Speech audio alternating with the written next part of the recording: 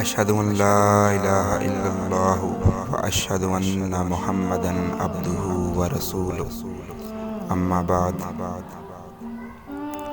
ماہ رمضان اپنی تمام تر رحمتیں، اپنی برکتیں ہم سب میں بکھیرتا ہوا، بانٹتا ہوا گزر رہا ہے۔ قرآن پاک میں اللہ ذوالجلال والاکرام کا ارشاد پاک ہے: اعوذ باللہ السمیع العلیم من الشیطان الرجیم من ھمزہ ونفخہ ونفثہ وسارعوا الی مغفرۃ من ربکم وجنۃ عرضھا السماوات والارض اعدت للمتقین۔ اور اللہ کی مغفرت اور اس جنت کی طرف جلدی کرو، وہ جنت جس کا عرض زمین و آسمان کے برابر ہے اور جو اللہ سے ڈرنے والوں کے لیے تیار کی گئی ہے۔ عزیزان گرامی، جنت کے حصول کی خواہش ہر مسلم، ہر صاحب ایمان کی فطرت کا حصہ ہے۔ ہم سب یہ چاہتے ہیں کہ کل بروز قیامت ہم اللہ کے حضور سرخرو ہو جائیں، اس کی جنت کے مستحق ٹھہر جائیں۔ رمضان المبارک آج ہمیں یہ درس دیتا ہے، ہمیں یہ موقع دیتا ہے کہ ہم اپنا محاسبہ کریں کہ جس جنت کے حصول کی خواہش ہم اپنے دل میں رکھتے ہیں، کیا اس کا اظہار ہمارے اعمال، ہمارے رویوں اور ہمارے معمولات زندگی سے بھی ہو رہا ہے یا نہیں؟ ہم اللہ کی مغفرت تو حاصل کرنا چاہتے ہیں، لیکن اس مغفرت کو حاصل کرنے کے لیے ہم کس حد تک کوشش کر رہے ہیں؟ کہاں تک ہم اپنے آرام، اپنی خواہشات کو قربان کرتے ہوئے نظر آ رہے ہیں؟ جب کبھی بھی نیکیاں حاصل کرنے کا موقع ملتا ہے تو اس وقت ہماری کیفیت کیا ہوتی ہے؟ ہم کس حد تک کوشش کرتے ہیں کہ اس موقع سے فائدہ اٹھایا جائے؟ آج ہمیں یہ سوچنا ہے کہ کیا ہم دین کے حصول میں بھی اسی جذبے سے کوشش کر رہے ہیں جس جذبے سے دنیا کے حصول کے لیے کرتے ہیں؟ اللہ کا ارشاد ہے: نیکیوں میں سبقت کرو، نیکیوں میں ایک دوسرے سے بڑھ جاؤ، کیونکہ یہی وہ نیکیاں ہیں جن کے ذریعے تمہارے اوزان کا پلہ بھاری ہو جائے گا۔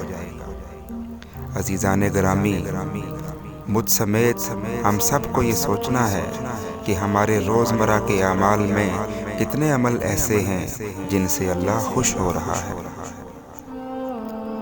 ہمارے دل کا نیکی کی طرف راغب ہو جانا اور گناہ سے مایوس ہو جانا اس بات کی علامت ہے کہ اللہ ہم سے راضی ہو گیا ہے۔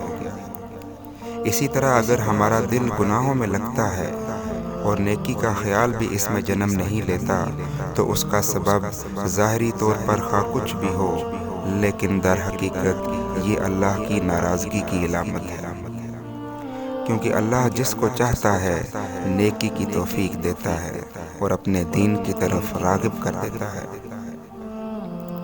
آج ہمیں یہ سوچنا ہے کہ ہم نے اپنی موت کے بعد والی زندگی کے لیے کیا جمع کر رکھا ہے۔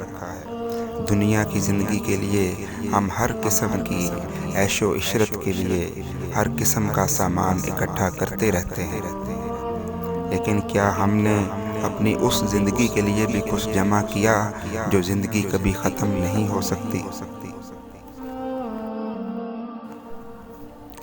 سورہ حشر میں اللہ ذوالجلال والاکرام نے ارشاد فرمایا: اعوذ باللہ السمیع العلیم من الشیطان الرجیم من ھمزہ ونفخہ ونفثہ یا ایھا الذین آمنوا اتقوا اللہ ولتنظر نفس ما قدمت لغد واتقوا اللہ ان اللہ خبیر بما تعملون۔ اور اے ایمان والو، اللہ سے ڈرو اور تم میں سے ہر شخص یہ سوچ لے کہ اس نے اپنے کل کے لیے کیا کچھ جمع کر رکھا ہے۔ بے شک جو کچھ تم کرتے ہو اللہ اس سے باخبر ہے۔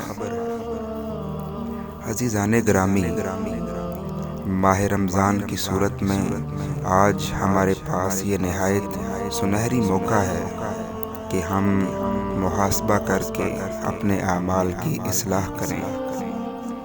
ہم دوسروں کا احتساب تو اکثر کرتے رہتے ہیں، لیکن آئیے آج اللہ کو حاضر ناظر جان کر مجھ سمیت ہم سب اپنا اپنا احتساب کریں، کیونکہ یہی اصلاح کی طرف پہلا قدم ہے۔ شاید ہمارے پاس یہ آخری موقع ہو، کیونکہ سانسوں کی ڈور کب اور کہاں کٹ جائے یہ نہ میں جانتا ہوں، نہ آپ اور نہ ہی اللہ کے سوا کوئی اور۔ صحیح بخاری میں اللہ کے نبی صلی اللہ علیہ وسلم کا ارشاد پاک ہے کہ جس شخص نے ایمان اور احتساب کی نیت سے رمضان کے روزے رکھے، اللہ اس کے گزشتہ گناہ معاف کر دے گا۔